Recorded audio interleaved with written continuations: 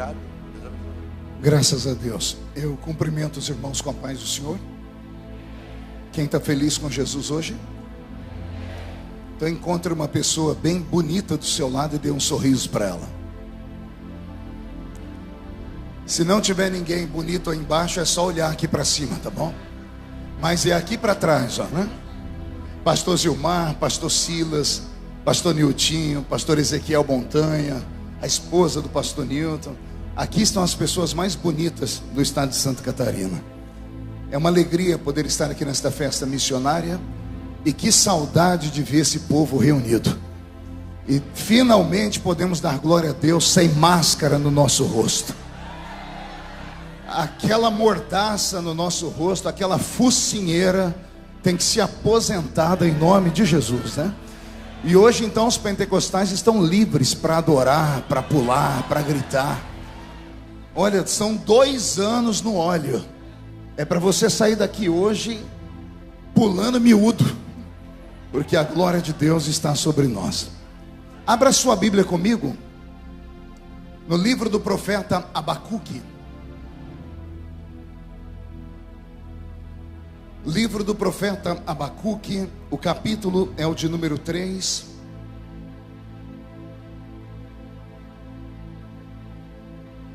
E leremos alguns versículos aqui do livro do profeta Abacuque. Enquanto os irmãos estão se ajeitando aqui na frente, outros estão procurando o texto, quero cumprimentar as autoridades que aqui estão, autoridades eclesiásticas, as autoridades políticas. Eu vi aqui no púlpito o nosso deputado Ismael, que tem aí um sonho gigantesco para esse ano, e em nome de Jesus o sonho já é uma realidade. O estado de Santa Catarina precisa, e eu preciso do Senhor lá do meu lado. Não sei se Jesus vai me deixar voltar para lá, mas se eu voltar, o Senhor vai ser meu guarda-costa lá, né? Porque ele é mais alto do que eu, pastor. Deus abençoe o senhor, seu trabalho, tá bom? Parece que o Júnior, o vice-prefeito da cidade, está aqui também tem um sonho. E esse sonho há de ser concluído. Só depende dos catarinenses, tá bom? Porque se depender de oração, a oração já subiu. Deus abençoe muito. Livro do profeta Abacuque, capítulo de número 3. Quem encontrou, diga amém. Quem não encontrou, peça socorro. Tem gente que não achou ainda. Está na Bíblia, viu? Fica tranquilo. Que tem gente procurando na harpa, não encontrou na harpa, está na Bíblia. Os que estão sentados podem estar em pé em reverência à leitura. Eu sei que você fez uma manobra para sentar aqui na frente, já já você vai ficar sentado.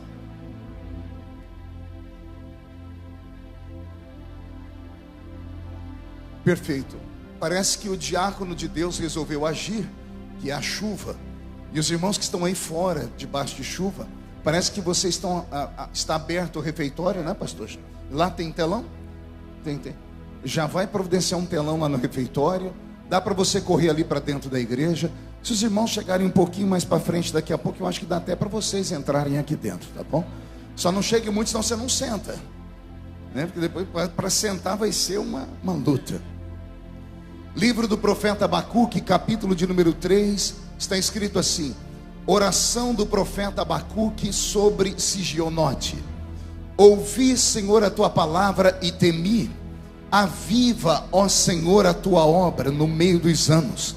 No meio dos anos a notifica, e na ira lembra-te da misericórdia. Amém, igreja? Como o texto é curto, eu vou ler mais uma vez para a palavra criar raiz no nosso coração. Oração do profeta Abacuque sobre Sigionote. Ouvi, Senhor, a tua palavra e temi. Aviva, ó Senhor, a tua obra no meio dos anos. No meio dos anos a notifica, e na ira lembra-te da misericórdia. E quem crê nesse texto, dê um glória a Deus. Coloque a Bíblia no banco, na cadeira, e você poderia pegar na mão da pessoa mais perfumada do seu lado?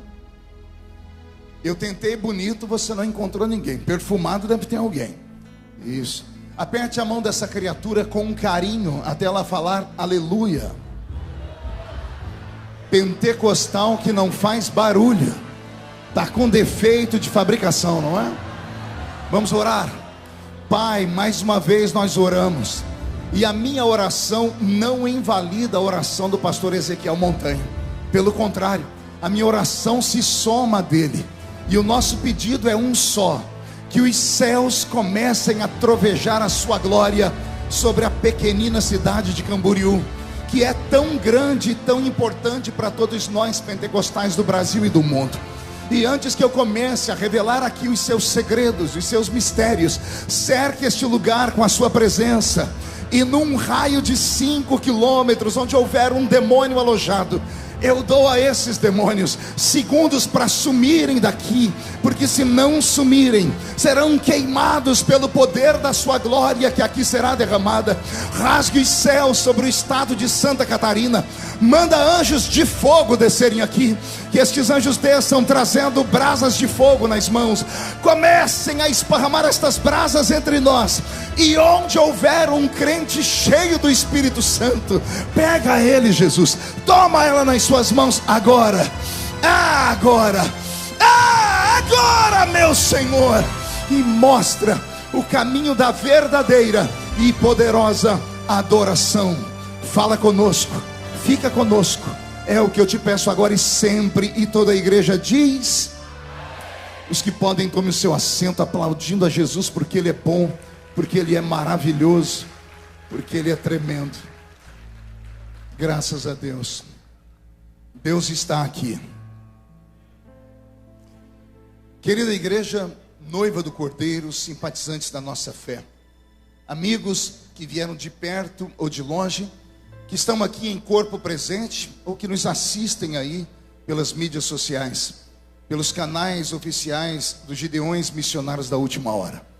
Aprove ao Santo Deus, nesses últimos dias, transformar este lugar mais uma vez numa casa de alimentos, não apenas para os que vieram aqui, mas para todos os brasileiros, e por que não dizer brasileiros que moram fora do nosso país, que amam o poder do Pentecoste.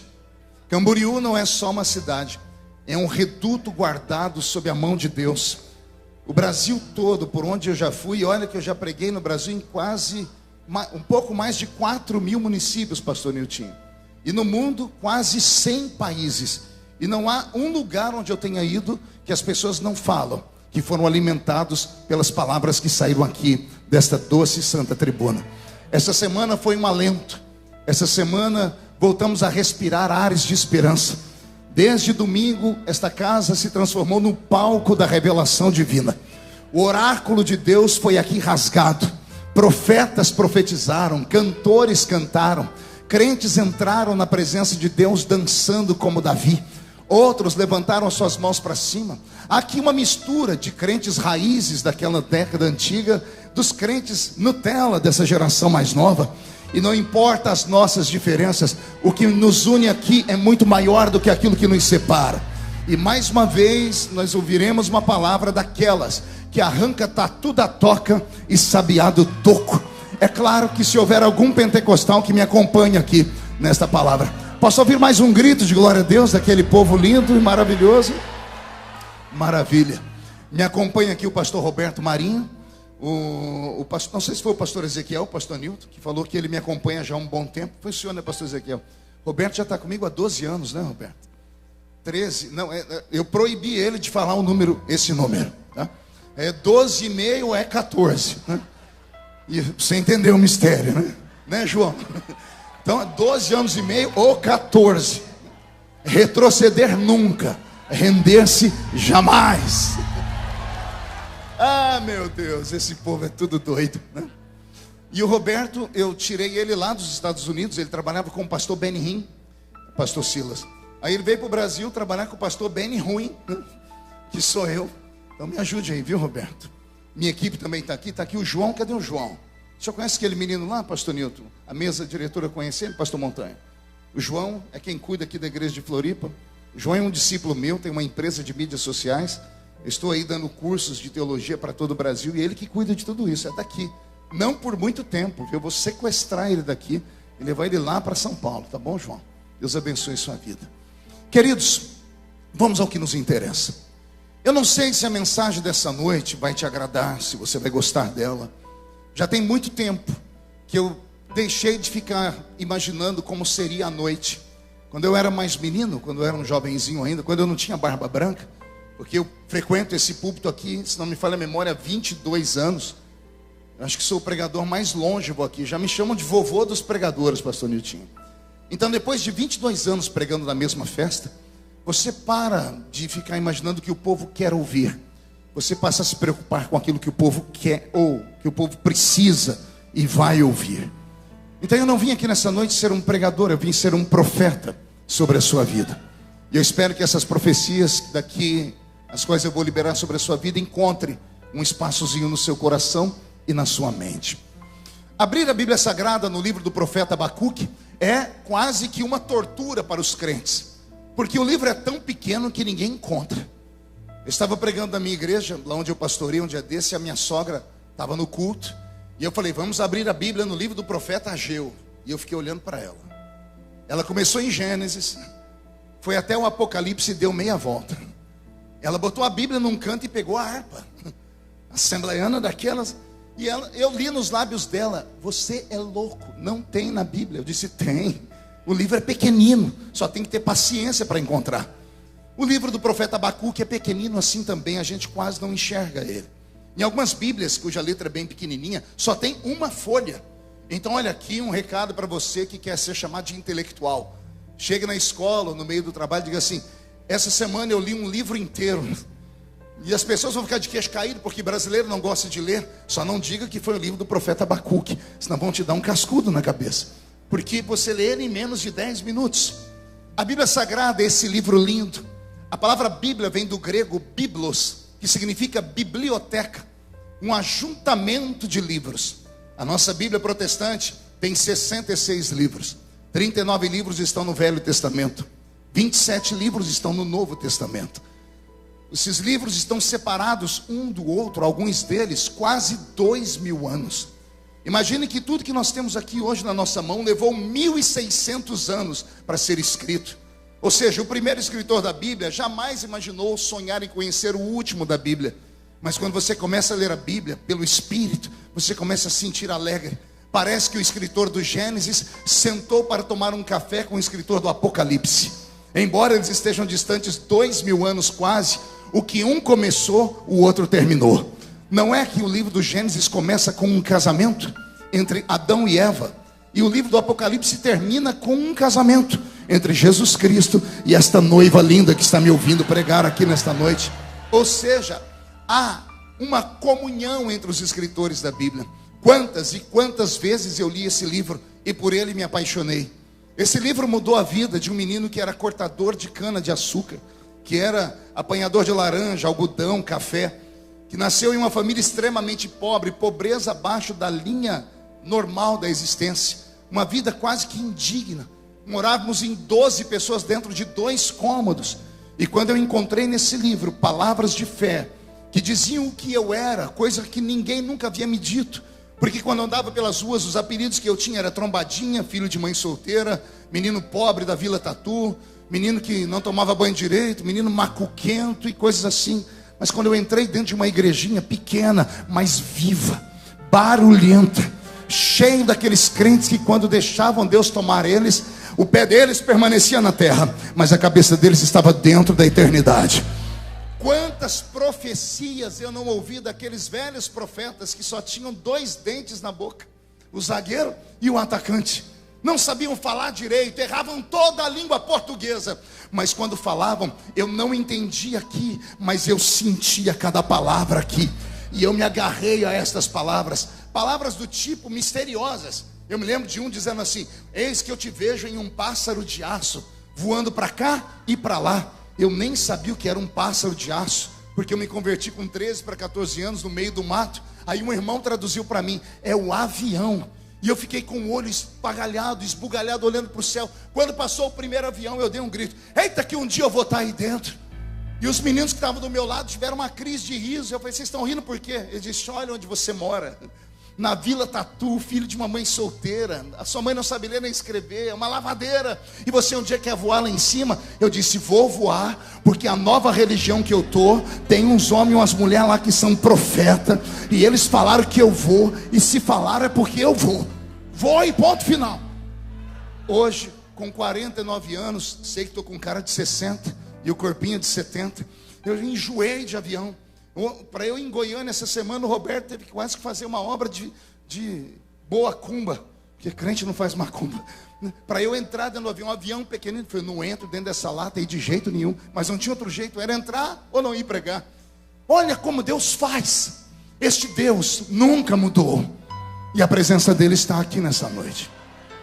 Ele é o Deus das coisas pequenas, assim como pequeno é o livro do profeta Abacuque. Eu me lembro a primeira vez que eu tive um vislumbre do livro do profeta Abacuque, eu fiquei sem dormir. Era lá no salãozinho, pastor Daniel Candês, de uma igreja, no salãozinho da Rua 1, lá na minha cidade, pastor Nilton. Tinha um salãozinho que era um bar antigo, e a Assembleia de Deus que eu congregava alugou o bar. E nós tínhamos um culto lá, pastor Zilmar.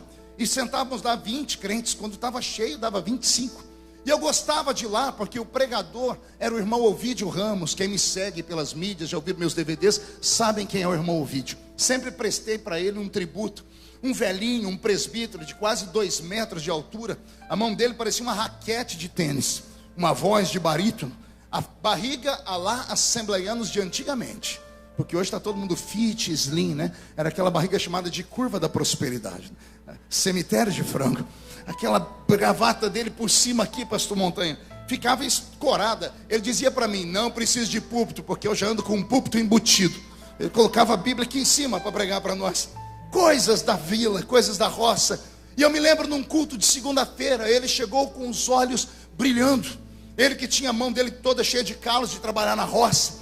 Ele agarrou aquela bíbliazinha toda rota e disse, Deus falou comigo hoje de tarde que ele vai levantar alguém aqui no nosso meio, e esse alguém vai ter a mesma graça do profeta Albuquerque.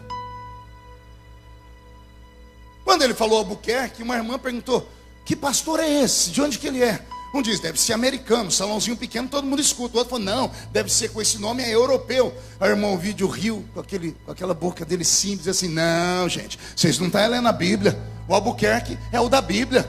Alguém disse, mas não tem Albuquerque na Bíblia, o vídeo. Ele se ajeitou e disse, tem sim. O Albuquerque falou assim, aviva Senhor a tua obra, aviva a tua obra no meio dos anos. No meio dos anos, notifica. E na ira, lembra-te da misericórdia. Quando ele recitou esse versículo, caiu sobre mim uma graça, um fogo, uma unção, uma presença. O meu corpo de menino se arrepiou, os meus olhos ficaram lacrimejando. E eu comecei a entender que o nosso Deus era real. Não era apenas um Deus das Escrituras, era um Deus presente. Foi aí que eu comecei a amar esse livro e a estudar esse livro. Mas tudo começou com o velho profeta Abacuque. O tempo foi passando e eu comecei a estudar. O dia que eu descobri as profundidades do livro de Abacuque, eu confesso aos irmãos, eu chorei muito. Pense num profeta que por Deus foi livre de mortes. Digo isso porque o Velho Testamento, e até mesmo os profetas do início do Novo Testamento, todos eles foram sacrificados. Todos eles morreram no calvário do martírio. Isaías cerrado pelo meio.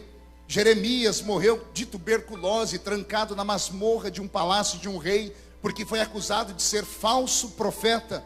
E tudo isso porque profetizou 40 anos, e em vida nunca viu nenhuma de suas profecias se cumprirem. Aí o político da época, com homem completamente avesso a Deus, julgou e condenou o profeta Jeremias, chamando ele de falso profeta. Faltar-me tempo aqui para contar a história dos outros profetas. Só vou lembrar um do Novo Testamento, João Batista, que morreu com a sua cabeça arrancada e colocada em uma bandeja de prata. Assim terminavam os profetas. Abacuque recebeu uma bênção de Deus. Não sei se era pelo coração dele, não sei dizer se é porque Deus o escondeu. Eu sei que o profeta Abacuque não morreu martirizado. Deus deu a ele longevidade. E a longevidade de Abacuque deu a ele a graça de profetizar por dezenas de anos, décadas a fio. É bem verdade que no seu tempo Israel, a quem ele profetizou, também não o ouviu.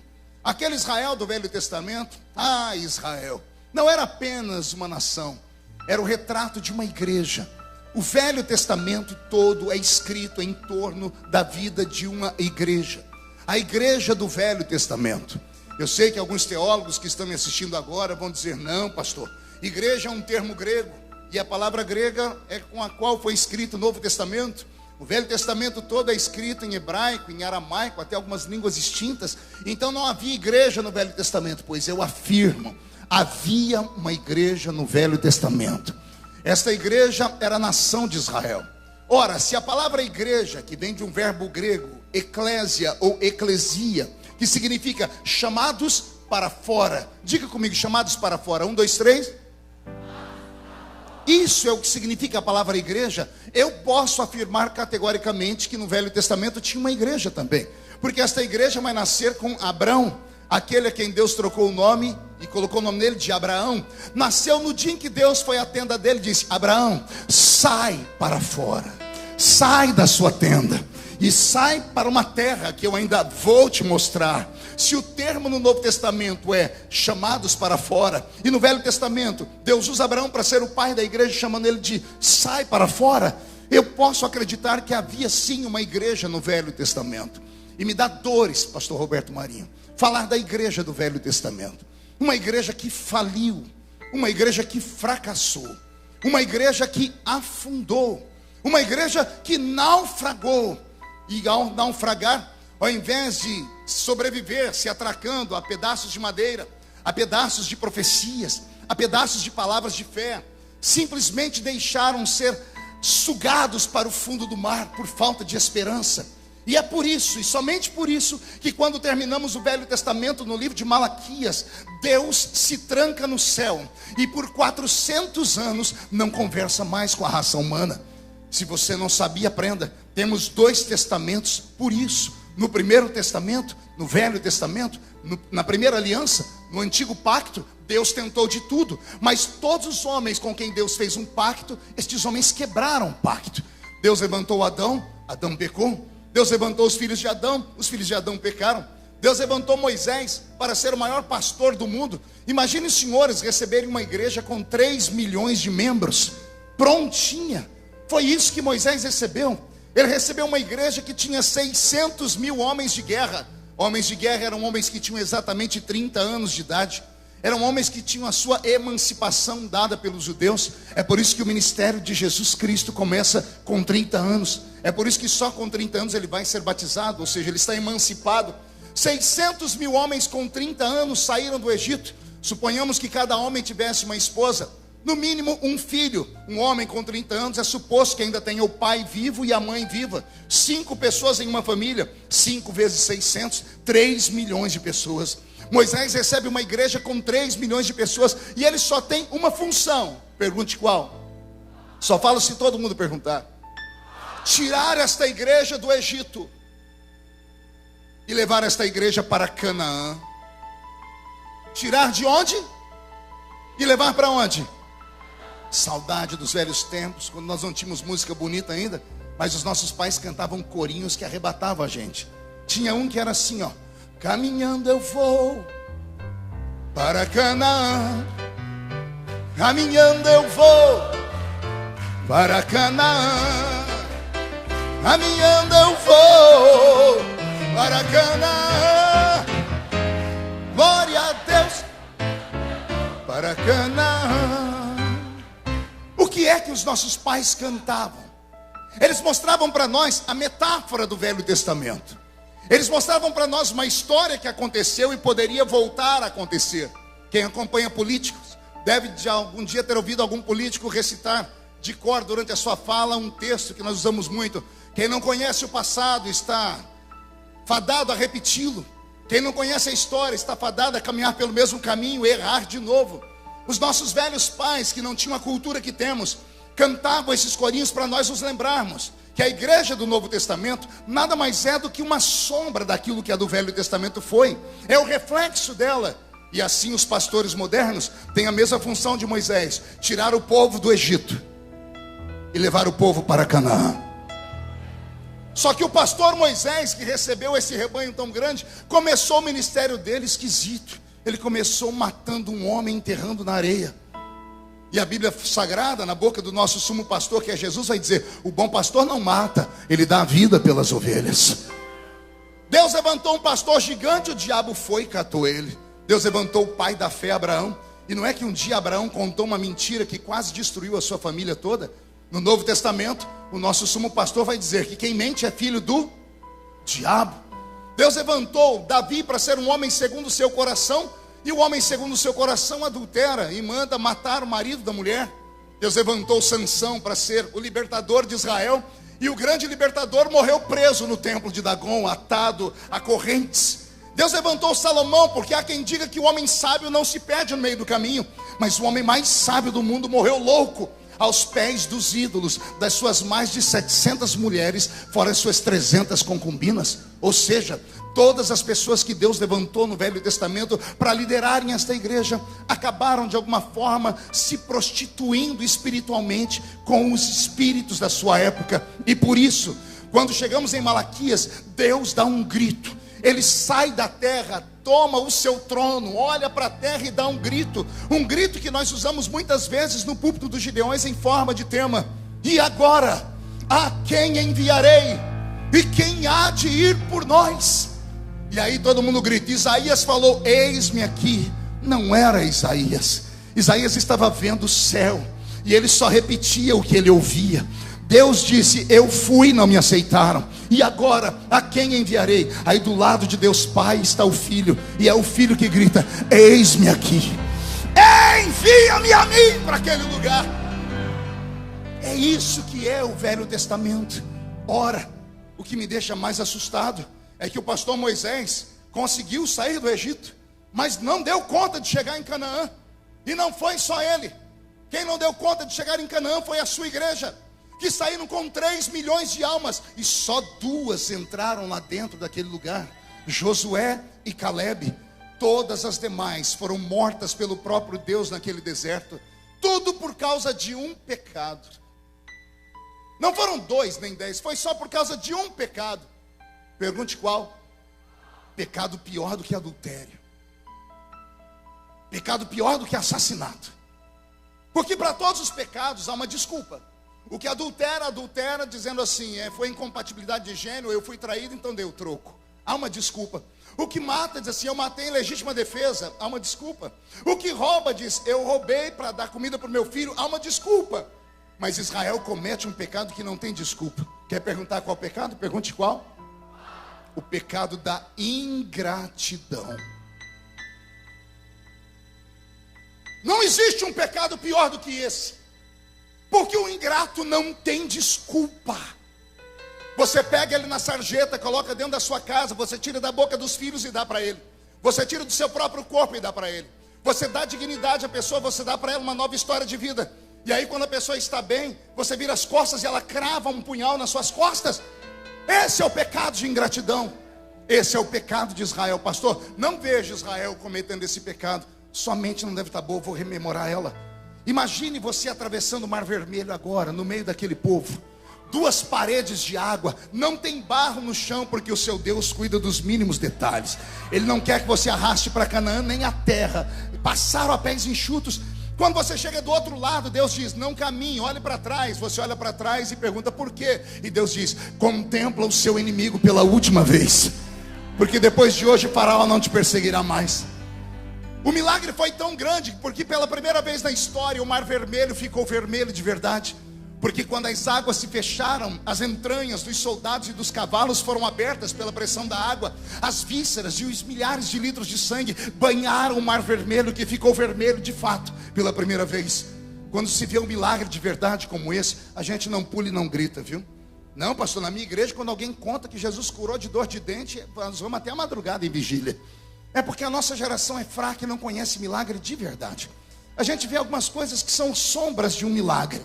Mas quem aqui já viu milagre de verdade, sabe que quando você vê um milagre, a sua vontade é morrer. Porque você vê que o véu que separa esse mundo físico do mundo invisível foi rasgado. E entra uma presença que você não sabe dizer o que é, que ela rouba o seu oxigênio. Eu me lembro de um milagre violento que eu vi no continente africano, quando as irmãs do ciclo de oração de uma igreja ficaram de pé para dançar, porque elas não tinham instrumentos. Então os instrumentos eram bater o pé no chão e as mãos. Na medida que batiam o pé na mão, a mão na mão e o pé no chão, subia uma poeira e descia uma glória que eu nunca tinha visto na vida. E eu escutei do lado do púlpito um homem que estava sentado como vocês, mas não com pernas perfeitas como de vocês, perna toda torta. Ele gritando num português lusitano, dizendo: quisera eu, Pai do céu, ter pernas para pular e dançar também. E de repente nós escutamos um barulho, parecia um trovão, ninguém sabia de onde veio. Houve silêncio, e nós escutamos o barulho dos ossos daquele homem se envergando, pastor Silas. Trac, trac, trac. Na medida que os ossos dele foi se levantando, eu não conseguia ficar olhando. Parece que o lugar que estava escuro foi tomado por uma luz. Perdemos o fôlego naquele dia. Eu não conseguia pregar, porque um milagre de verdade aconteceu. O milagre de Israel atravessar o mar foi um milagre desse. Quando Israel viu os egípcios morrerem, não houve cântico, houve silêncio, porque houve pavor. Foi preciso que Miriam enfiasse a mão na sacolinha dela, pegasse um pandeiro, encontrasse uma pedra, botasse a perna e tirou uma nota musical pelo pandeiro aqui e gritou: ei, Israel, só o Senhor é Deus, só Ele é o Senhor. Esse Israel cometeu o pecado da ingratidão. Por quê, pastor? Porque se eu estivesse lá e visse um milagre desse, eu não esqueceria nunca. Quem me acompanha nesse pensamento? Se você visse um milagre desse, quanto tempo ficaria na sua memória viva? Veja só, esse milagre que eu contei aqui aconteceu há mais de 20 anos atrás. Eu ainda me lembro dele vivamente. E se você atravessasse o mar? Pois eu vou te dizer quanto tempo durou na mente dos hebreus. Não se escandalize. 3 dias. 3 dias. 3 dias depois, Israel oprimiu Moisés em uma rocha e disseram assim para Moisés: porventura não tinha cova para nos enterrar no Egito? Porventura no Egito não tinha pepino, cebola e alho? Olha o que é pensamento de escravo. Não adianta tirar o escravo da escravidão se você não tirar a escravidão de dentro do escravo. Você tira o escravo da prisão, mas ele ainda tem cabeça de escravo. Ao invés de começar a pensar coisas melhores, se fosse sentir saudade da picanha do Egito, eu entenderia. Da água limpa do faraó, eu entenderia. Mas sentir saudade de pepino, cebola, alho. Ei, reclamar de cova. Pergunte por quê? Porque quando escravos se reuniam, só falavam dos sonhos deles. E como eles estavam escravizados há mais de 11 gerações, 430 anos, ou melhor, quase 11 gerações, porque uma geração é 40 anos na Bíblia, 430 anos, quase 11 gerações, depois de estar escravizado, o pai foi escravo, o avô foi escravo, o bisavô, o tatataravô, até chegar 11 gerações atrás, todo escravo que nascia, já nascia sonhando: meu sonho é ser enterrado numa cova. 7 palmas, não quero ser jogado em qualquer lugar, eu quero um enterro. Foi isso que eles reclamaram com Moisés. Não tinha cova para nos enterrar lá. Moisés não sabia o que dizer. Isso causou uma ira em Deus, que Deus disse: vou matar esse povo. E Moisés por 3 vezes intercedeu. Na última vez, Deus fez uma proposta indecente para Moisés. Eu disse proposta o quê? Olha a proposta de Deus: Moisés, não discute. Eu vou destruir esse povo e eu vou fazer de você um outro povo.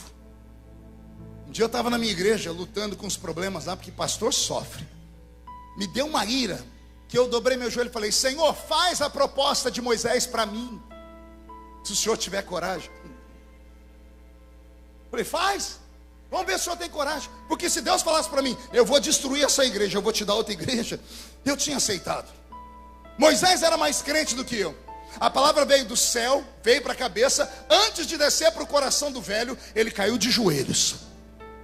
É só de joelhos que se vence uma tentação.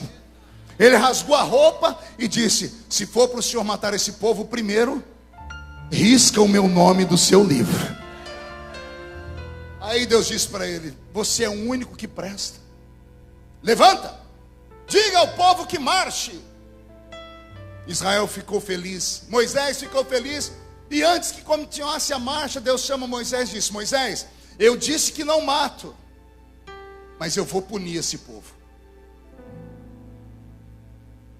Eu imagino Moisés dizendo: o Senhor vai nos matar de sede? Não. Vai nos matar de fome? Também não. Vai nos matar de vergonha? Também não. Vai nos matar de calor? Também não. Vai nos matar de frio? Também não. Ora, Senhor, se o Senhor não vai fazer isso, qualquer coisa que o Senhor fizer contra nós, a gente aguenta. Será, Moisés? Não mato de sede, eu providencio a rocha de Meribá para matar a sede de vocês. Não mato de fome, eu transformo o céu em uma padaria e faço chover pão na mesa de vocês. Não mato vocês de vergonha, porque a roupa vai crescer no corpo, não vai envelhecer, o sapato não vai furar. Não mato vocês de frio, porque durante a noite a minha nuvem vai fazer fogo e aquecer vocês. Não mato vocês de calor, porque durante o dia a nuvem fará sombra. Senhor, então o deserto para nós será um passeio. Sim, Moisés, só tem um problema. Qual, Senhor? Na minha terra ninguém entra.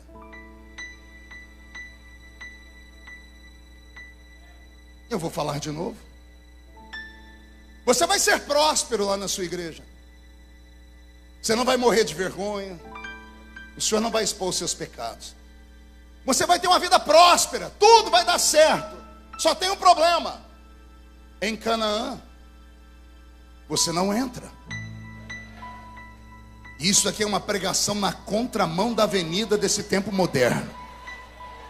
Porque eu tenho pregado em algumas igrejas que quando eu chego alguém fala: pastor, o senhor não tem uma mensagem de autoajuda aí? Uma mensagem que põe o povo para cima, que eles vão conquistar, vai chegar, vai lá. Eu falei: amigo, eu sou assembleiano, não sou acostumado nada de autoajuda, eu sou acostumado com a ajuda do alto. Sou de uma época que Deus não era um gênio da lâmpada, que a gente esfregava, ele aparecia e realizava todos os nossos desejos. Sou de uma época em que os nossos pais diziam assim: não fique pedindo muito, porque você já ganhou mais do que você merecia. Você não tem que servir a Deus por aquilo que Ele tem para te dar, sirva por aquilo que Ele já te deu. E a gente perguntava: e o que foi que Ele me deu? E o pastor dizia: perdoou os seus pecados, escreveu o seu nome no livro da vida, afinou o seu ouvido, e se a trombeta do arrebatamento tocar agora, nada te segura nessa terra.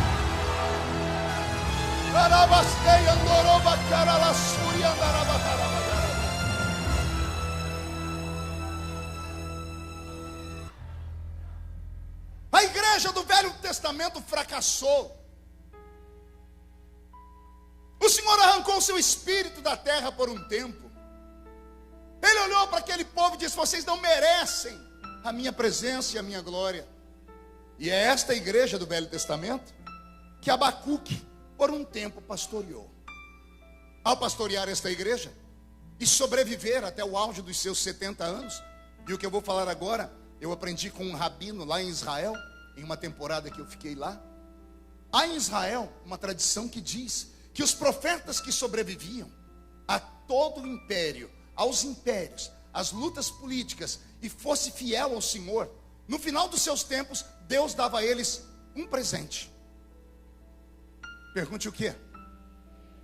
Antes de jubilar os profetas, o Senhor deixava eles fazer um último pedido. Se fosse hoje, à noite, no seu quarto de hotel, na sua caravana, você fosse visitado por um anjo do Senhor, e o anjo do Senhor dissesse a você: você foi fiel no seu tempo, e o Senhor manda te dizer que os seus dias estão findando, mas antes de te levar para o céu, Ele vai te conceder um último pedido. O que você pediria? Pode confabular, pergunta para o irmão do seu lado. É um último pedido. Você vai partir dessa para outra. Eu fiquei imaginando, quando o rabino me contou isso, simples. Eu, no lugar de Abacuque, pediria mais dias para viver, longevidade de dias. Não podia pedir eternidade, mas viveria um tempo. Eu pediria dignidade, porque não tem nada pior do que você envelhecer sem saúde. A velhice, para mim, é o maior castigo que Deus deixou na terra para o ser humano. Pior até que a própria morte. Porque na velhice, sem saúde, você não tem dignidade. Semana retrasada eu estava na casa da minha mãe colocando comida na boca dela. O coração ficou desse tamanhozinho. Eu colocando comida na boca dela, e eu olhava para aquela senhora, e eu lembrava ainda de uma mulher forte, que me acordava de manhãzinha para me levar para a creche. E lá com 5, 6 aninhos, ela pegava um ovo cozido, que ela deixava meio mole, meio duro, e colocava sal. Era o meu café da manhã. Eu lembrava dela colocando na minha boca, não com colher, era com um cabo de uma colher. E eu agora estava fazendo o papel inverso. Olhei para a velha, Me lembrei que tinha comprado um pacote, ou 2 ou 3 de fralda geriátrica. Como a vida é enganosa. A velhice sem dignidade é triste. Se você é um velho com saúde, dá glórias a Deus. Ore para Deus dar longevidade aos seus pais, mas com saúde. Na ausência da saúde, se Deus não mandar um milagre, pede para Deus aliviar. Pede para Deus salvar e aliviar, porque não há dignidade.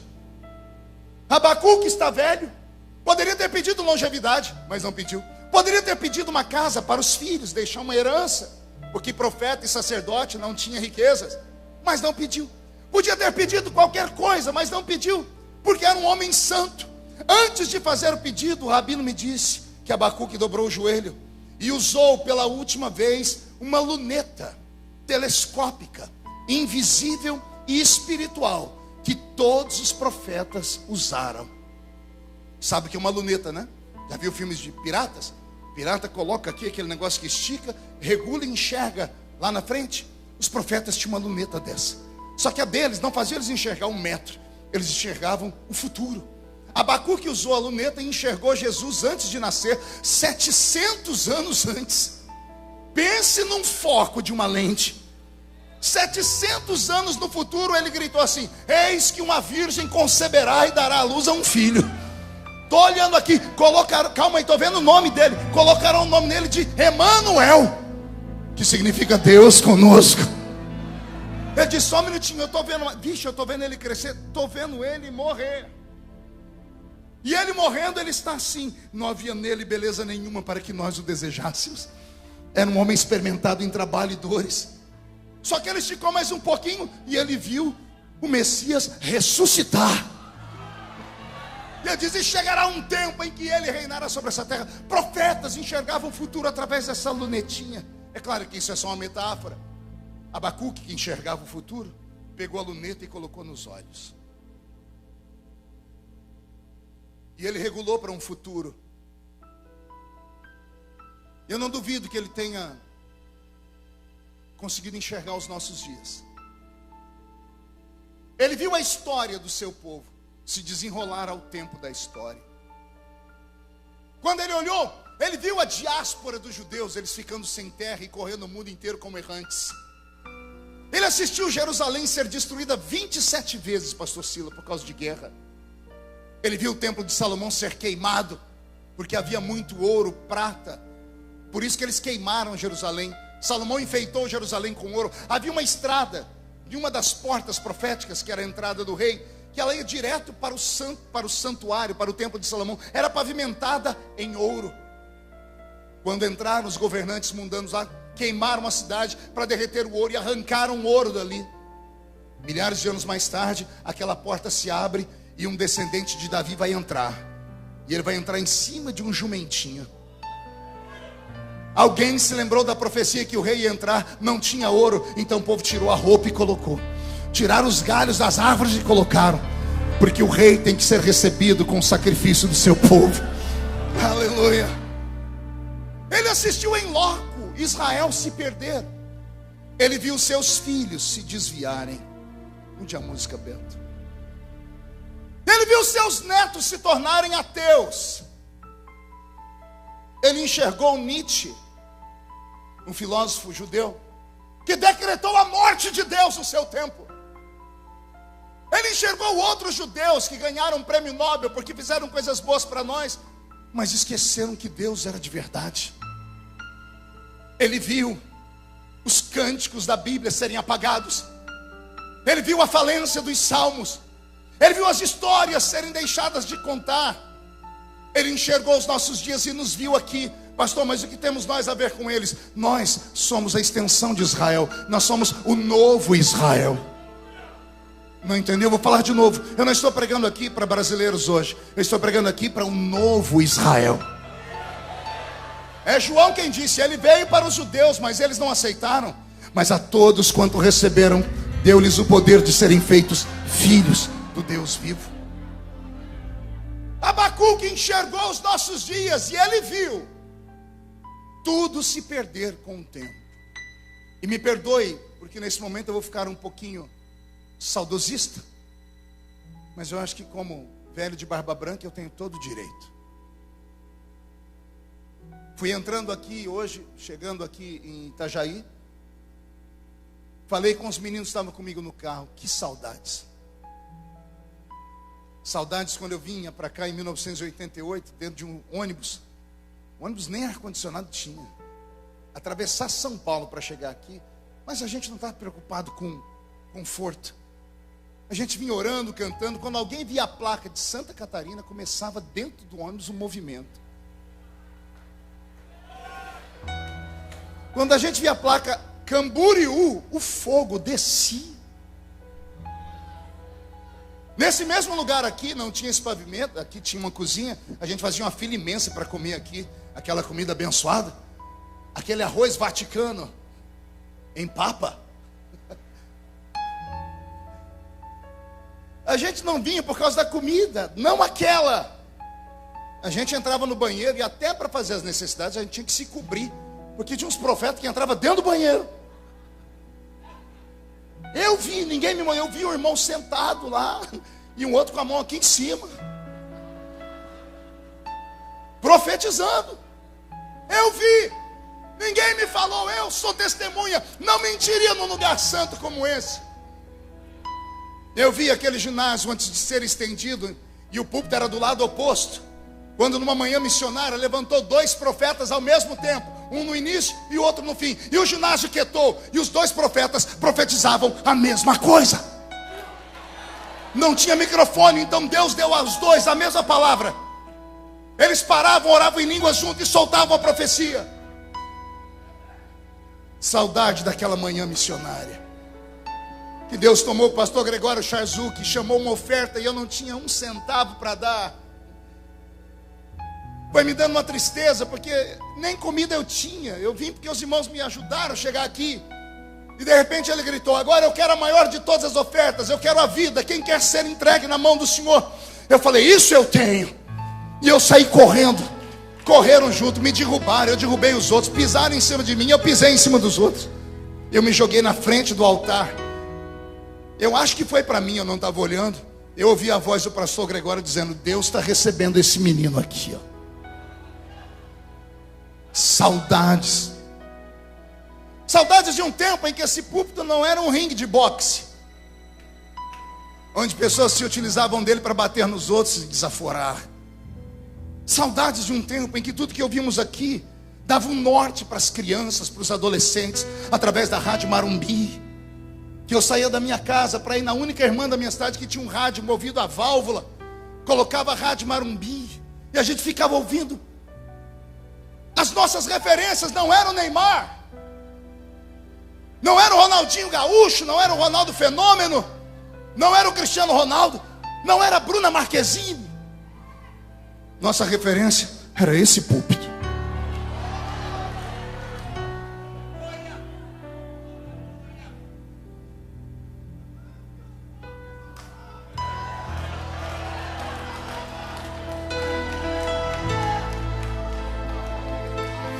Saudade das lágrimas do velho pastor Cisina,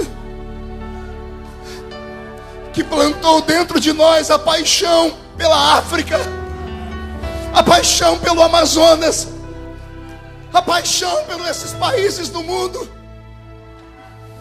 Não havia obstáculos, não havia falta de fé. A gente não se preocupava, a gente sabia que o que era falado ia acontecer.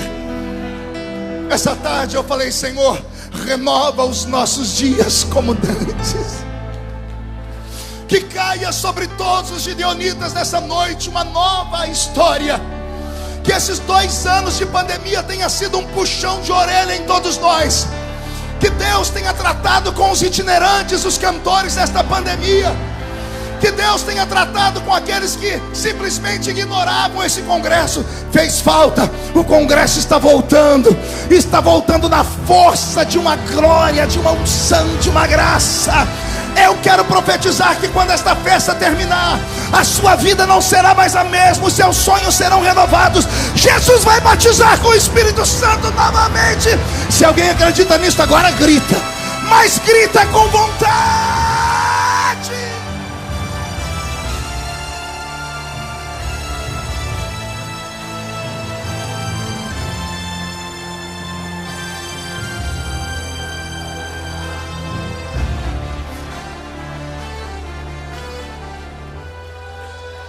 O velho Abacuque,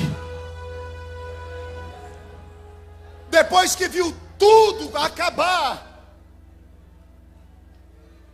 depois que ele viu a igreja perder o rumo do caminho da pureza, da santidade, ele abdicou do seu último pedido. Ele disse: Senhor, eu não vou orar por mim nem pela minha família, eu vou orar pelos meus netos, eu vou orar pelos meus bisnetos, eu vou orar pelo Israel que ficará errante, eu vou orar até que em 1940, de um tempo futuro, Israel recorra de novo à ONU e a ONU dê para ele a sua terra. E Senhor, eu estou enxergando aqui um brasileiro ajudando a assinar o papel, Oswaldo Aranha. Estou enxergando algo, ainda há esperança. Eu quero acreditar que Abacuque, depois de ter visto tudo isso, ele encheu o pulmão de ar e disse: Senhor, aviva a tua obra, não só nos meus dias, aviva a tua obra amanhã, depois de amanhã, avive a tua obra no decorrer do meio dos anos, aviva a sua obra até o arrebatamento da igreja.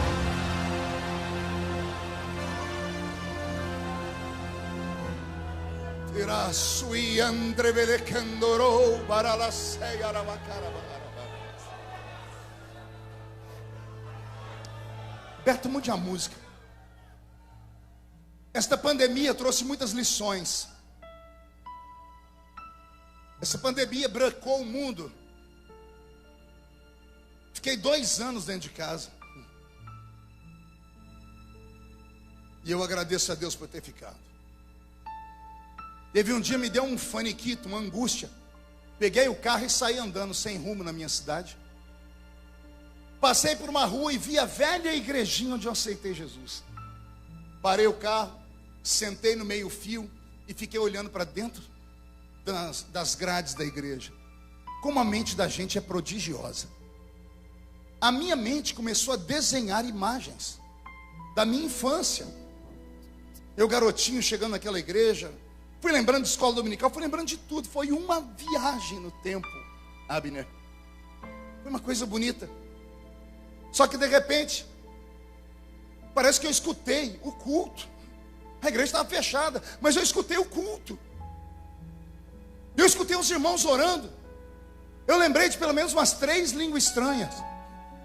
Dos irmãos da minha época, tinha um que orava a oração dele no final do culto. A primeira vez que eu vi, eu perguntei se a mãe dele era dona de uma floricultura. Ele perguntou por quê. Eu disse: você ficou o culto inteiro falando samambaia, samambaia. Que samambaia é essa? Era a língua estranha dele. Eu me lembrei. O coração foi ficando pequeno. Falei: Jesus, para as lembranças. O Senhor disse: você entrou, agora não tem como sair. Aguenta. Eu olhei para a esquina e me vi menino entrando, subindo a igreja, atrasado, olhando para um reloginho digital igual o do Bolsonaro. Meu Deus, estou atrasado. O atrasado meu era 7h05, porque o culto começava às 7h30, mas para nós já era atrasado, porque 7 horas era lei estar dentro da igreja. 7 horas cada um tinha o seu canto e íamos orar. Chegar às 7h05 era um transtorno, porque a gente tinha que sair pulando os irmãos. E o medo de esbarrar nos irmãos que estavam orando. Tinha uns irmãos que, você chegava na igreja, eles ainda estavam no átrio, mas tinha uns que já estavam lá no Santo dos Santos. Eu ia para o grupo de mocidade, que ficava de lado, assim, o púlpito aqui, círculo de oração de cá, a mocidade de lá. Eu entrei, antes de ir para o grupo de jovens, eu olhei para o púlpito. Dependendo dos pezinhos virados para trás, eu já sabia quem ia dirigir o culto. Quando eram os presbíteros que tinham lá, não dava muita empolgação, porque tinha uns lá que era muito bruto. Eles começavam o culto com um sininho. Alguém lembra de sininho aqui? Chacoalhava aquele sininho até quietar todo mundo. Tinha um outro que começava o culto batendo palma. Amém, amém, amém, amém. Vamos ficar em pé, vamos orar. Mas tinha um velhinho lá, que era o meu pastor. Pastor José Bispo dos Santos. Um baiano sem pescoço. Tem 2 tipos de baiano, com pescoço e sem. O baiano sem pescoço, cuidado com ele. A cabeça é colada aqui. A criatura é brava que só Jesus. Pastor Bispo era bravo, mas era um homem santo. Quando ele estava no culto, eu disse: hoje o culto vai começar diferente. Eu dobrava meu joelhinho lá, eu chegava lá entre os dois canelas de fogo. Nós tínhamos um trio, era o trio Parada Dura da igreja.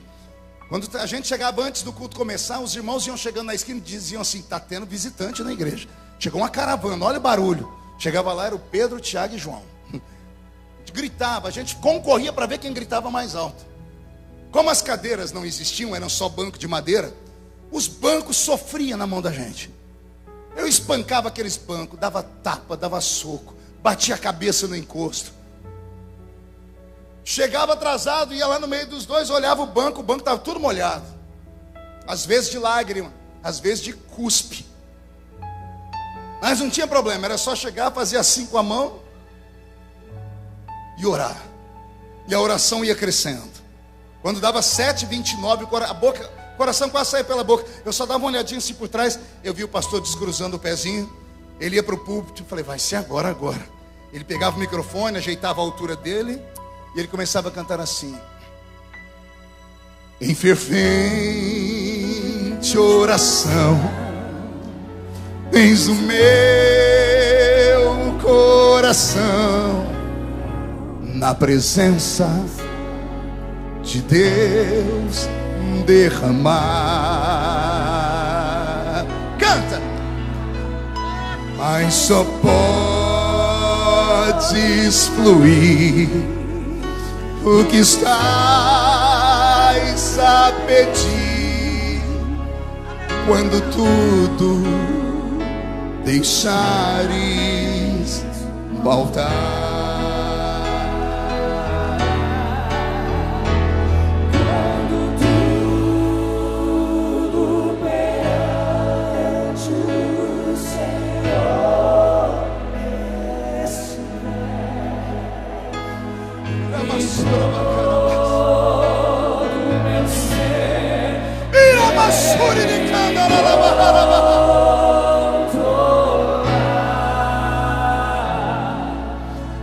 Só então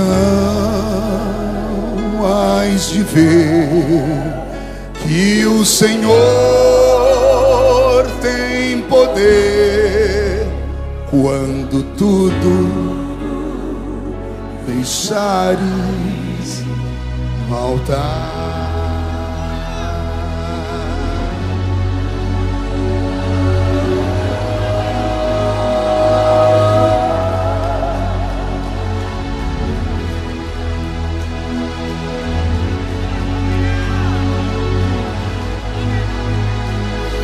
Aviva a sua obra, Senhor. Aviva a sua obra no meio dos anos. No meio dos anos, notifica.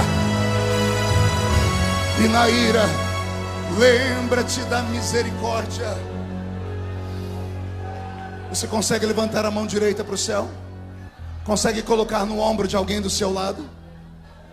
Consegue sacudir a pessoa?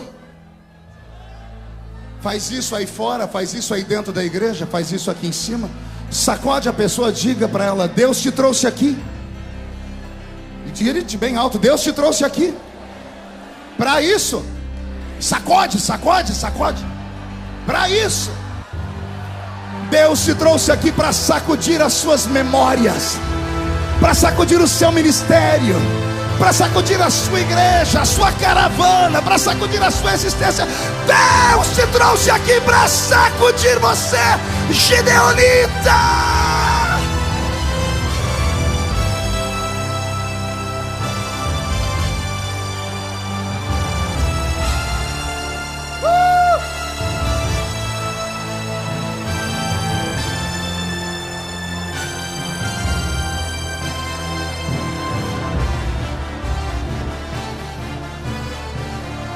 Olhe para mim.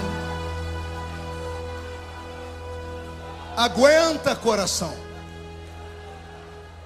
Isso é os Gideões. Por isso a fúria do diabo. Que o diabo vá se lascar no inferno. Que você volte para sua casa possuído pelo temor do Senhor. A glória da última casa será maior que a da primeira.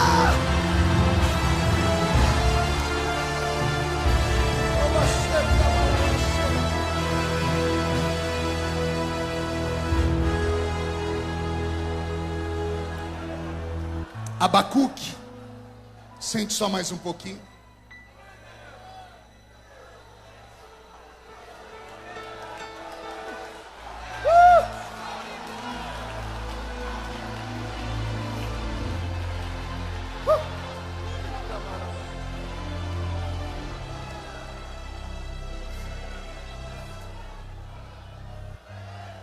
Abacuque assistiu a um naufrágio. Diga comigo, naufrágio. O que é um naufrágio, pastor? É quando uma embarcação vai a pique. Nós temos na Bíblia várias histórias de naufrágios. Talvez a mais conhecida e mais famosa seja o naufrágio de Paulo. Aliás, Paulo era mestre em naufrágios. Na carta aos Coríntios ele diz que já tinha naufragado 3 vezes. Vai escrever Atos dos Apóstolos, Lucas é obrigado a dizer, pois teve uma 4ª vez. Ele foi colocado dentro de um barco.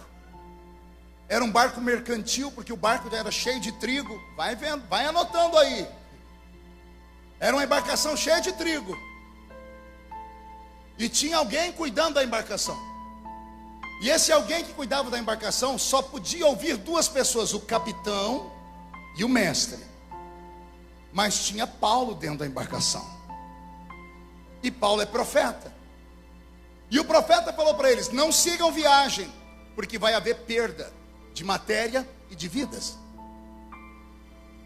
E o centurião que cuidava daquela embarcação disse assim: não, eu vou ouvir o capitão porque ele conhece a técnica. Eu vou ouvir o mestre porque ele sabe ler as estrelas e o sol. E Paulo era só um presidiário. Aliás, não conta para ninguém. Todo mundo pensava que ele era um presidiário. Tinha 276 almas dentro do barco. 275 achavam que ele era um presidiário, mas não sabiam que ele era o capitão. Vou começar a revelar. Na visão humana, presidiário. Na visão divina, capitão do barco. Ouviram os homens da terra. Veio uma tempestade que durou 2 semanas, 14 dias. Capítulo 27, verso 20 de Atos dos Apóstolos diz assim: e por 14 dias não houve sol nem estrelas. Caiu sobre eles uma nebulosa. Como é que chama aqui quando a gente está passando, cai aquela nuvem que a gente não enxerga nada? Cerração, neblina, cerração. Caiu uma cerração no mar. 14 dias eles não viam o sol e também não viam estrelas. Ou seja, o dia e a noite para eles era tudo igual. Os homens que estavam dentro do barco, por serem gregos, e o barco era ungido para 2 filhos de Zeus, começaram a fazer suas orações, começaram até a jejuar. Jejuaram tanto que um dia Paulo levantou e disse: gente, o jejum de vocês não está prestando, porque é para a pessoa errada. Posso dar um conselho? E ele dá um grito: eu avisei, eu falei que o barco ia a pique. É a função do profeta. Ninguém gosta de profeta por causa disso. O sacerdote levanta um altar bonito, o profeta diz, assim, destrói e refaz.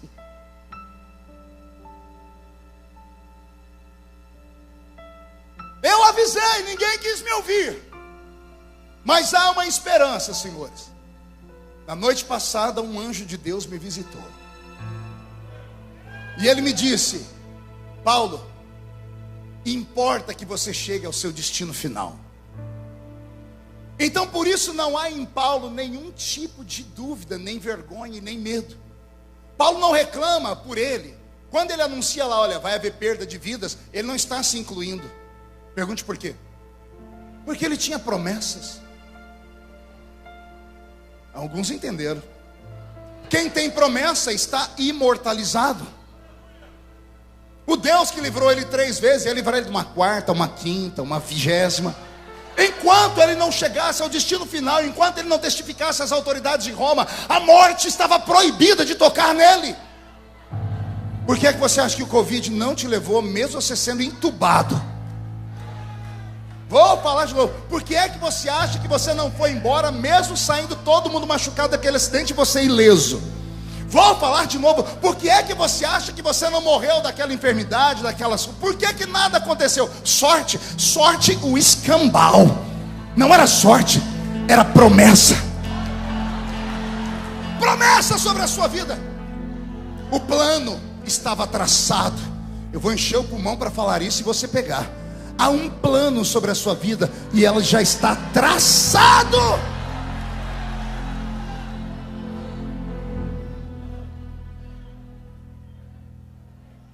E Paulo disse mais: e o Senhor me disse através do anjo que quem ficar comigo não morre. Não falei que o prisioneiro vai virar capitão? Se ficar do lado do capitão e do mestre ali, morre. Mas se ficar do lado do profeta, vive. Eu quero saber se alguém fica do meu lado aqui nessa noite. Do lado do profeta, mesmo sendo coisas loucas. Então, como profeta, eu vou te dizer: estamos naufragando. Mas o naufrágio não é o final. Por que não, pastor? Porque quando naufragar de tudo, ou você vai aprender a nadar. Se você não souber nadar, você vai procurar um pedaço de madeira. E se não achar um pedaço de madeira, Deus vai colocar outra coisa lá. O negócio é que você vai sair vivo e vai lá para a beira da praia. Nesse naufrágio coletivo da igreja evangélica brasileira e mundial, foi feito um censo agora. 30% dos crentes não voltaram para a igreja após a pandemia. E alguém diz que a pandemia desviou os crentes. Mentira. A pandemia só revelou os desviados. Foi isso que aconteceu. Deus começou a filtrar. Ora, como é que você acha que os anjos vão fazer a colheita final? O joio tem que ser tirado do meio do trigo. Você não deu conta. Aí vem Deus com a pandemia, Ele dá conta. Por que você está sentindo um ambiente livre aqui? Por que você está sentindo o céu baixinho? Estamos aqui, aqueles que o Senhor Deus escolheu para ficarem nesses dias finais.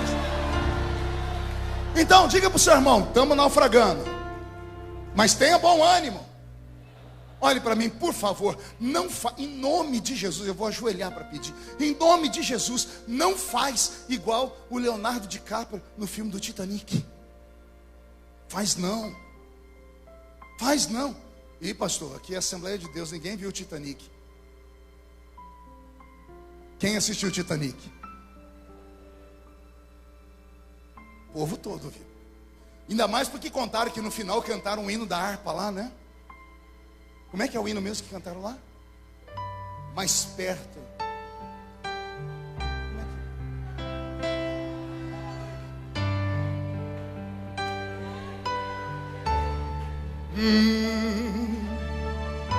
Ainda que seja a dor que me una a ti. O coro é bonito, dá para sair? Sempre te suplicar.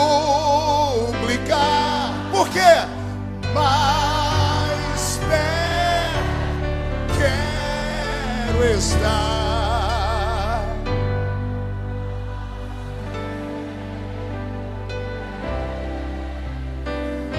Aleluia. Meu Deus. O Leonardo DiCaprio no filme do Titanic não ouviu o louvor, pastor Nilton. Ele colocou arroz em cima de uma madeira, uma jangada. Se você um dia puder, pegue o filme em DVD ou no stream e congela a cena. Para de olhar para ele com aquela boquinha azul. Olhe para a madeira. Cabe 3 pessoas lá. Alguém percebeu isso quando assistiu o filme? A madeira é grande. A Rose está deitado. Era só ele deitar do lado dela. Mas não, ele ficou aqui. Adeus, Rose. Oh, mundo cruel. O mundo não me ama. Ninguém gosta de mim. Eu não tenho oportunidades na vida. E aí a câmera vai filmando, ele vai descendo. Ei, não se entrega. Não se entrega! Cadê as câmeras que jogam para a televisão aqui? Fechou a igreja na pandemia, seu covarde. Foi voltar a trabalhar de Uber. Deus não te chamou para ficar atrás de um volante. Ele te chamou para guiar a sua igreja até o arrebatamento. Reage! Reage! É a sua chamada.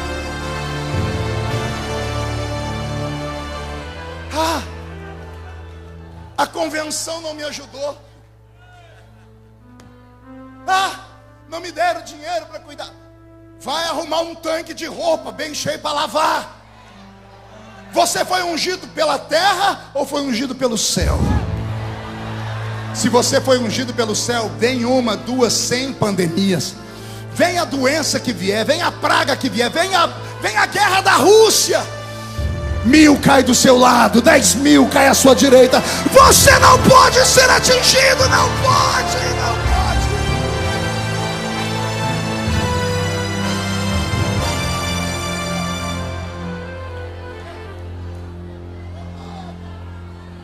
Paulo, dentro do barco, deu um grito de avivamento. Ele olhou para as pessoas que tinham entregado os pontos, Silas, disse assim: tenham bom ânimo, tenham esperança. Esta é a palavra dos Gideões. Não acabou não, só acaba quando acaba. Quem começou a frase foi Deus. Homem põe vírgula, governo põe ponto e vírgula, ponto final só Deus põe. E ainda tem muita história para acontecer na sua casa, nos seus filhos, nos seus sonhos. Ei, escute com ouvidos do Espírito. Às vezes Deus quer que o barco afunde, mas você não pode afundar com ele. Deixa o barco ir embora. Relacionamentos errados, momentos da história errados, oportunidades esquisitas, não deu certo, deixa ir embora. Se agarra um pedaço de madeira, criatura, diz: vai tudo para o fundo. Eu não, eu construo outro barco.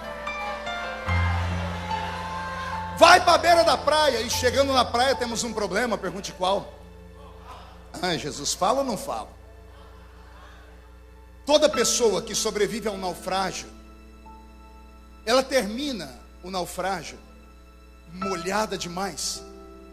E por causa da água molhada e o vento que sopra, um frio, mas uma friagem que chega a bater os ossos.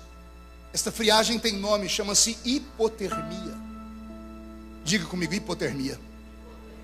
A hipotermia é causada por uma única coisa, não existe duas, é só uma coisa. Hipotermia é a ausência do calor. Hipotermia do grego, hipo, abaixo, termo, calor, abaixo do calor, abaixo do fogo. E quem está em hipotermia começa a ter crises. Olha, eu anotei aqui, eu tive que apelar para o Google. Existem 2 tipos de hipotermia: a hipotermia leve e a hipotermia aguda. A hipotermia leve, ela causa tremores leves, mãos e pés ficam dormentes, cansaço excessivo, movimentos ficam lentos, as mãos e os pés murcham, há uma desaceleração do coração e da cognição, a pressão da pessoa baixa. Crente não pode ter pressão baixa, ainda mais se for pentecostal. Alguém já viu aquele aparelho de eletrocardiograma? Alguém já viu? Como é que fica aquele negocinho, aquele risquinho verde? Em cima, embaixo, em cima, embaixo. Os médicos amam ver aquilo. Quando o coração desacelera, os risquinhos começam a ficar mais retos, lentos. Se o risco ficar retinho, perfeito, o médico diz: morreu. Alguém entendeu? Sua vida tem que ter agitação. Tem que acordar de dia, não saber como termina a noite canta uma vitória, no dia seguinte é uma pancada, uma derrota. Você levanta, sacode a poeira, dá a volta por cima, vai de novo. Pregou hoje, não deu certo, não entrega os pontos, vai e prega de novo amanhã. Foi gravar uma música, não deu certo, grava outra. Tentou aqui, não deu certo. Vai lutando. Não para, porque se parar, o cachimbo cai. Meu avô dizia isso: se parar, o cachimbo cai. Eita, velho, seu Zé. Em nome de Jesus, reage a essa hipotermia, a esse frio. Procura uma fogueira. Eita, que agora o povo animou. Paulo, 275 vidas na praia, tremendo igual vara verde, hipotermia. Eles pararam numa terra que só tinha bárbaros, homens que acreditavam em deuses, mas eram pessoas humanas. Quando viram eles tremendo de frio, chamaram eles para meio da ilha, na ilha de Malta, e fizeram uma grande fogueira. Quando jogaram fogo, todo mundo foi chegando perto do fogo para se aquecer. Paulo era tão cordial que ao invés de ir lá se aquecer, foi buscar madeira para colocar no fogo. Porque o profeta é assim, ele não só pega o fogo, ele leva a madeira. Quando ele pegou a madeira seca, no meio da madeira apareceu uma víbora. Víbora do inferno. E ela foi e mordeu a mão de Paulo. Pastor, não está escrito isso. Está escrito que a víbora ficou presa na mão dele. Bocó. Fica com essa sua teologia esquisita aí. No versículo de baixo diz que o povo esperou a mão dele inchar. Ia inchar por quê? Porque a víbora enrolou nele. Ela mordeu ele. Ela ficou presa. Todo mundo se afastou e disse: esse homem está marcado. O mar não levou ele, o veneno da víbora vai levar. Pergunte se Paulo desesperou. Pergunte se Paulo tirou uma foto e postou no Facebook: oh, meu filho. Pergunte se Paulo postou uma foto triste lá no Instagram. Ali ele estava, a solução estava na frente dele, tinha fogo. Ele pegou e sacudiu a mão no fogo. E a víbora caiu no fogo. E todo mundo esperou a mão dele inchar, a mão não inchou. Esperou ele morrer, não morreu. No dia seguinte falaram: já que ele não morre, ele tem pacto com Deus. Começaram a trazer os doentes para ele. E ele, de capitão, virou médico. Curou todos os doentes daquela ilha. Por quê? Porque o plano estava traçado. Era necessário haver um naufrágio naquela hora. Eu estou aqui para ver se Deus te põe de pé de novo, para você parar de ficar chorando as pitangas. Ficar chorando porque: pastor, aquele homem me traiu. Ele me trocou por aquela quenga.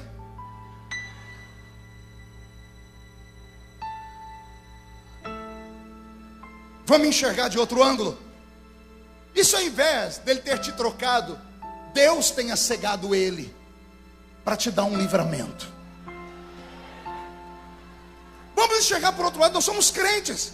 Ou a gente acredita que tudo na nossa vida está na mão de Deus, ou a gente rasga a Bíblia.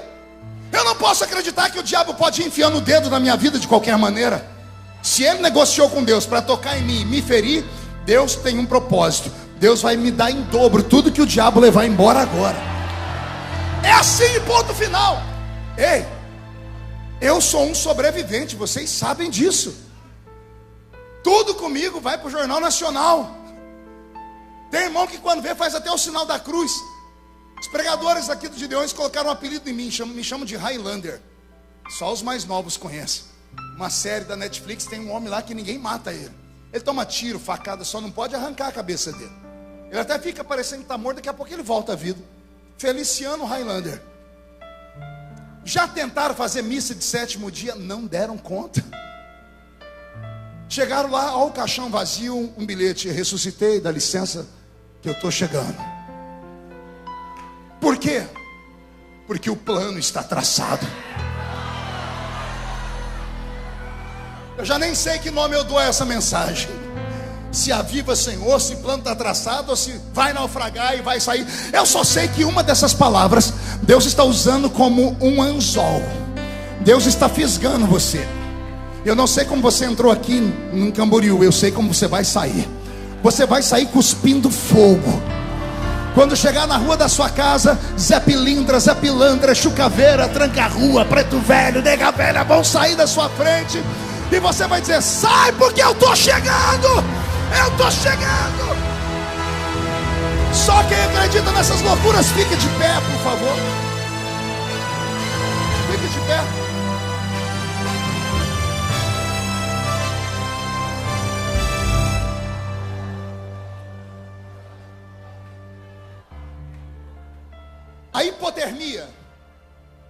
Eu anotei aqui. A hipotermia, ela atinge 2 grupos de pessoas: os neonatos e os idosos. Um idoso, depois de muito tempo, ele perde a sensibilidade, ele não sente o frio e acaba morrendo de hipotermia. E o neonato também. O neonato é o bebezinho recém-nascido. O bebezinho, por causa do seu peso e do seu tamanho, é desconjuntura. Ele é muito pequeno, é muito leve. Então ele em si não pode reclamar que está com frio. Há indícios que crianças acabam morrendo de hipotermia. Aqui fala do novo crente e fala do crente velho. O novo crente, se ele não for criado num lugar cheio de fogo, ele não sobrevive. E o crente velho é diferente do velho crente. O velho crente, cabelo tá branco, anda de bengala, mas ele ainda solta umas rajadas de glória.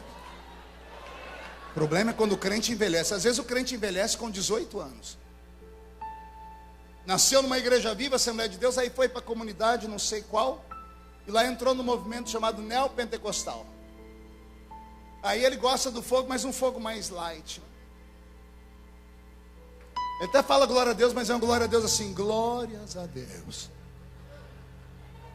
Gosta das músicas, mas as músicas têm que ser assim, nananã, nananã, nananã, nananã. Mas depois não sabe por que morre. Se tivesse aceitado Jesus numa igreja dessa, sentado perto desse canela de fogo aí, absorvido a palavra de verdade, não esse lixo gospel pela internet, não essas pregaçõezinhas feitas em forno micro-ondas. Crente de verdade come comida feita em fogão a lenha, o arroz com suã, o feijãozinho 45 minutos para cozinhar, mas também depois que fica pronto tem sustância, aguenta o tranco. Não fica trocando Jesus por um quimba de cigarro fumado. Não fica dizendo, não vou mais na igreja porque para. Que Deus nesta noite tenha misericórdia da nossa geração. Eu termino dizendo que existem algumas formas de nós tratarmos a hipotermia. Primeiro, tem que sair do frio. Tem que sair do lugar gelado. Acotovela o seu irmão, diga, você entendeu ou não?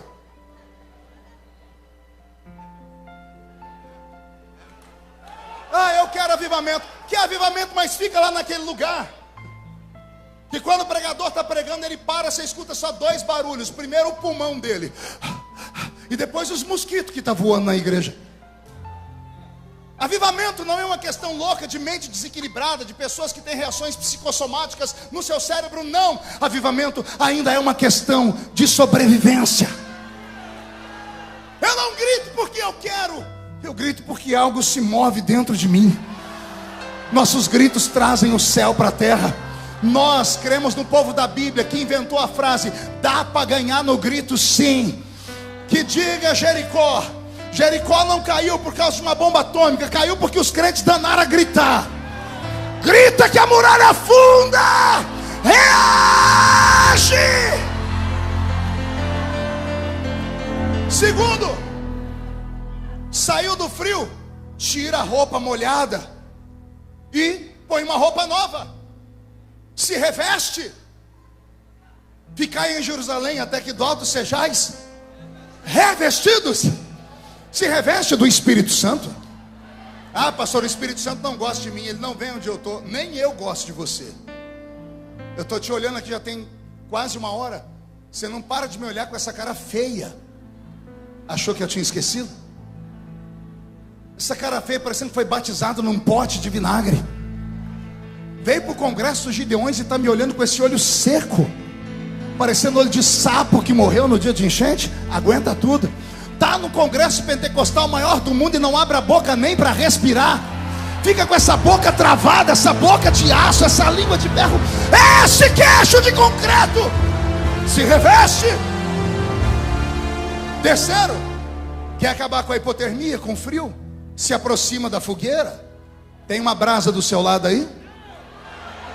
Junta nela agora. Se agarre a ela. Isso. Quarta forma de tratar a hipotermia. A ciência diz que é bom beber uma bebida quente. Bora tomar um chá da raiz de Jessé nessa noite.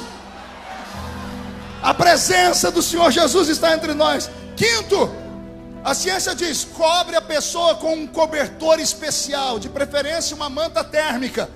Espiritualmente falando, se joga debaixo das asas do Altíssimo. Assim como a galinha junta os seus pintinhos, que ao nascerem não tem tantas penas para aquecê-los, se joga debaixo das asas do Onipotente. Ele vai te aquecer. E para terminar, isso eu não li na ciência, isso eu vi num filme. Um cidadão caiu dentro da água gelada, pisou no lago gelado, tiraram ele, tiraram a roupa dele, e as pessoas que estavam perto tiraram a roupa também, e abraçaram ele, porque o corpo humano chega a 60 graus. Abraçaram o cidadão e ele não morreu por causa de um abraço. Oh, meu Deus. Vamos abraçar aqueles que estão frios. Vamos trazer de volta um tempo de despertamento e de avivamento. Pegue na mão da pessoa que está do seu lado. Tem um homem na Bíblia que eu citei ele aqui enquanto pregava. Ele só começou o ministério dele por cima, depois que a vida dele afundou várias vezes. Quando ele estava no alto do Monte Sinai, e lá ele viu a glória de Deus em forma de fogo, em uma sarça que ardia, mas não se consumia. Moisés só encarou o mundo por causa daquele fogo. Só que 20 anos mais tarde, Moisés estava na península do Sinai. Ele acordou, viu o povo desviado, ele viu o povo reclamando. Ele se afastou e disse: Deus, eu preciso de um avivamento de novo. Aviva a tua obra. O que você quer dessa vez, Moisés? Eu quero ver a sua glória. Mas eu já te mostrei. Aquela glória foi para aquele dia, aquele avivamento foi para aquele ano. 2 anos sem Gideões. Eu preciso de um avivamento novo. Quem precisa de um avivamento novo? E aí Deus disse para ele: eu vou te dar, mas não pode ser aí embaixo. Sobe. E Moisés começou a subir o monte. Vamos subir o monte comigo aqui? Vamos sair da igreja, vamos entrar nas regiões celestiais. E quando ele chegou na fenda da rocha, Deus disse: eu vou passar de costas, e você vai ver a minha glória. E quando Moisés viu a glória de Deus, o rosto dele brilhou, e ele teve força para caminhar mais 20 anos. Feche os seus olhos. O Roberto vai me ajudar, e nós vamos subir a montanha agora, Roberto. Nós vamos subir como Moisés subiu. Eu quero ver a sua glória. Na fada da casa mais simples, que o anjo da morte não entra. A estrada que corre pro mar, o vento que abre o caminho é você. O poeta diz que Moisés subiu falando isso. O vento, a tempestade é o Senhor. O barco está naufragando porque Ele permitiu. Não se entrega, sobrevive. Vem! A nuvem que aponta o destino é a mesma que encobre o passado. O pão que sacia a fome, a rocha que mata minha sede é você. Quero ouvir um grito da igreja. É você.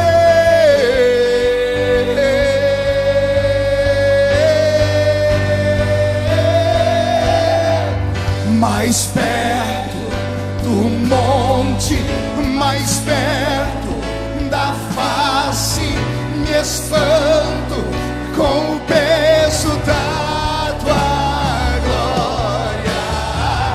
Mais perto da glória, mais perto da morte, e o medo quer me parar. Então me tira o medo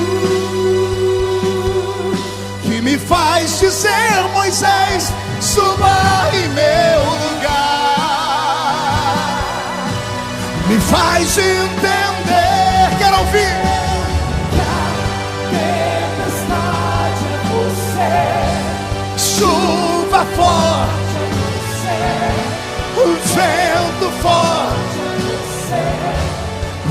me faz tremer as pernas. A porta aberta. Solte a mão do seu irmão, levante ela para o céu. É tudo sobre você. De novo. Mais perto do monte, mais perto da face, me espanto com o peso da tua glória. Mais perto da glória, mais perto da morte, e o medo quer me parar. Então me tira o medo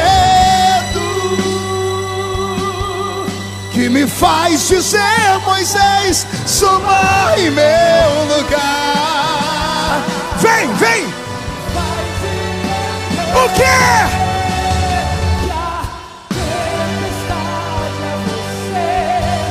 Chuva forte, vento forte, e o que me faz tremer as pernas. A porta aberta é você, mas a fechada é você. É tudo sobre você.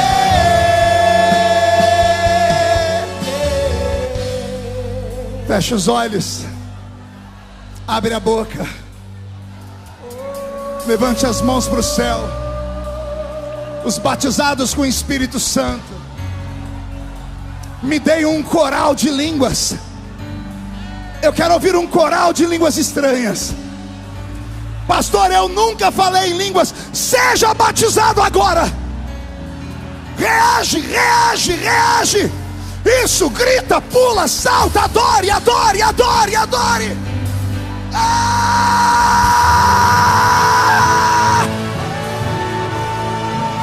Eu vou subir o monte.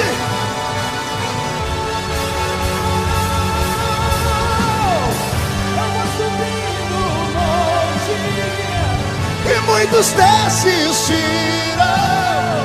e vão ficar lá até te encontrar. Eu vou entrar na casa e vou fazer morada, e vou ficar lá até te encontrar. Para terminar, olhos fechados, mão direita erguida ao alto da cabeça aberta, e diga comigo, em nome de Jesus: todos os demônios que lutaram contra o plano de Deus na minha vida, que naufragaram o meu barco, que roubaram a minha inspiração, eu ordeno, venham para a palma da minha mão agora. Fecha a sua mão, feche os olhos. Eu vou contar até 3. Você vai jogar no chão e vai pisar em cima. E aí você vai abraçar 2 ou 3 pessoas e vai dizer para eles: não podemos ficar sem os Gideões. Eu quero ficar nessa casa, porque Deus é santo. 1, você nunca mais será o mesmo. 1,5, sua família sentirá orgulho de você de novo. 2, quem viver verá para ver o que Deus fará na sua história depois desta festa. 2,5, Camboriú continuará sendo a terra do avivamento. 3, jogue no chão, pise em cima.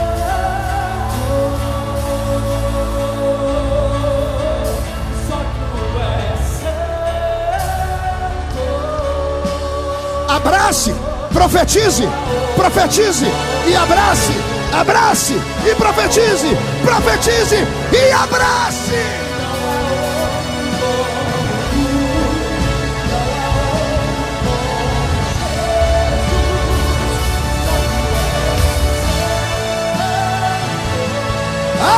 Onde está o coral?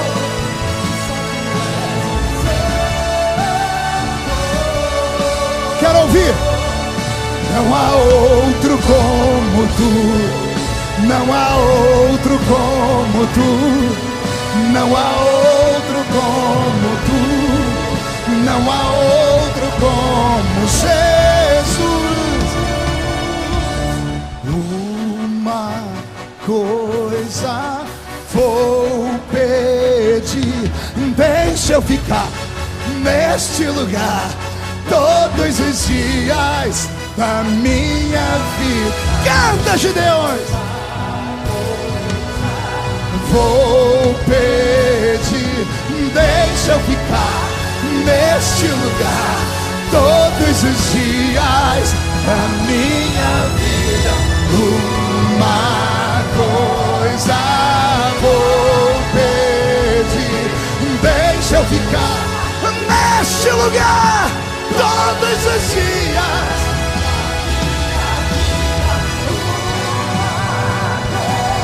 Sai da frente, Satanás!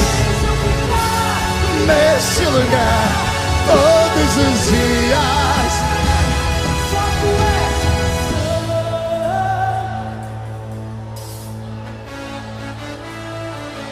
Só tu és. Não há outro, não há outro, não há outro nome, não há outro nome, não há outro nome. Quem pode aplaudir? Quem pode aplaudir e gritar?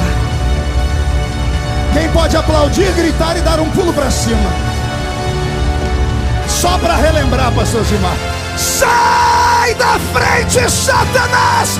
Estamos em guerra!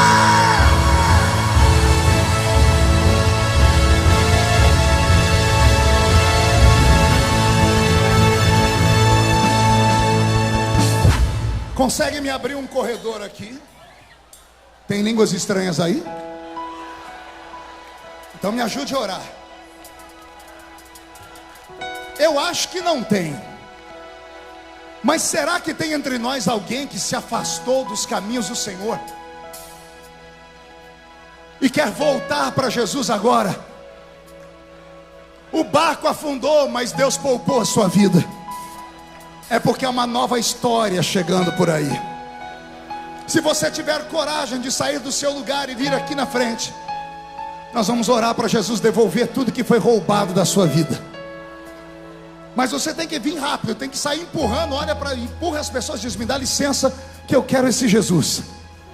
Enquanto essas pessoas estão vindo já, será que tem alguém no nosso meio que não é evangélico e ficou no meio desse fogo?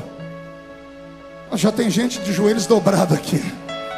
Você gostaria de entregar a sua vida para Jesus agora? Sua vida está um inferno, sua mãe está depressiva, seus filhos estão nas drogas, seu marido na cachaça, mas Jesus quer devolver para você um tempo de estado de glória. Se você sair do seu lugar e vir aqui à frente, tá vindo as pessoas, estão vindo chorando. Olha o que o evangelho faz, pastor Nilton. Olha aí, pastor Zilmar. Meu Deus, estão com a boca no pó. Aviva, ó Senhor, a tua obra. Vem chorando, filha.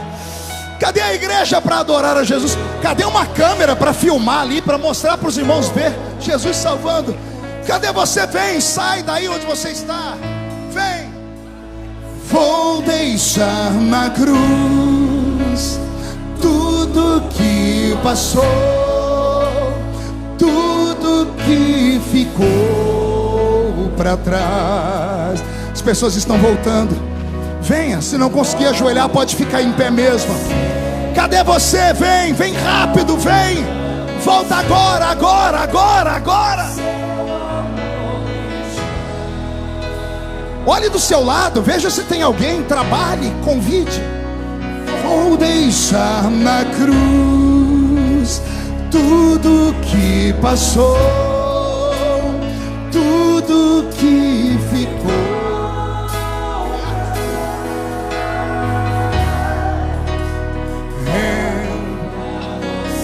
Vem! A porta vai fechar. Cadê você?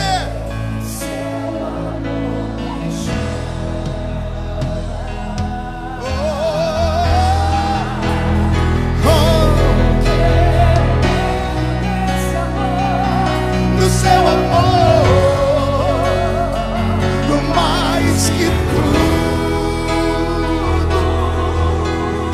Os que estão ajoelhados, fiquem de pé. Fica mais confortável, coloque eles de pé. Fica mais confortável. Dores,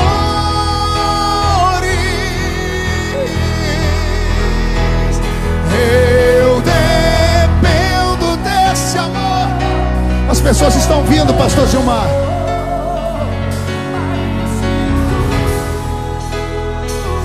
Jesus está renovando com o Espírito Santo.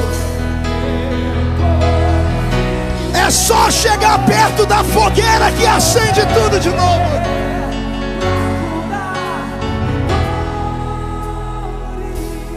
Mais alguém?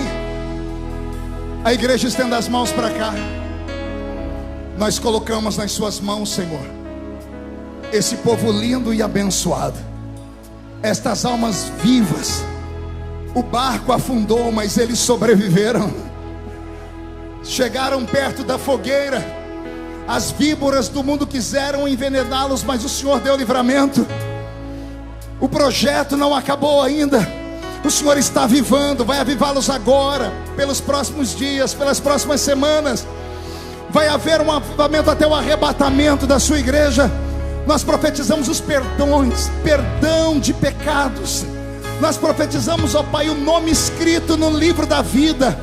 Toda maldição está quebrada, arrancada, destruída. E depois desta noite, quem viver verá para ver o que Deus está fazendo nessas vidas. E a igreja que é soberana diz amém. Alguém pode abraçar esse povo que veio para frente aqui? Vai, Beto.